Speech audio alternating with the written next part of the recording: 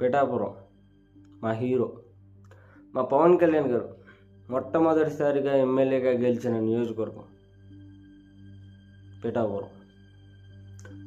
అలాంటి నియోజకవర్గంలో ఇలాంటి ఒక న్యూస్ నేను చూస్తానని ఎప్పుడు అనుకోలేదు. పిఠాపురం నియోజకవర్గంలో అమానుష ఘటన చోటు చేసుకుంది.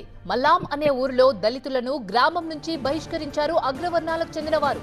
షాపులు, హోటళ్లలో వస్తువులను దళితులకు విక్రయించరాదు అంటూ హుకుం జారీ చేశారు. నిన్నటి నుంచి మల్లాం గ్రామంలో దళితులకు వస్తువులు, తినుబండారాల అమ్మకాలు నిలిపివేశారు. ఒక గ్రామంలో విద్యుత్ ప్రమాదం వల్ల ఒక దళిత యువకుడు చనిపోతే ఆ యువకుడికి సాయం చేయండి అని చెప్పి శాంతియుతంగా వాళ్ళ నిరసనను తెలియజేస్తున్నప్పుడు చాలామంది కూడా అక్కడున్న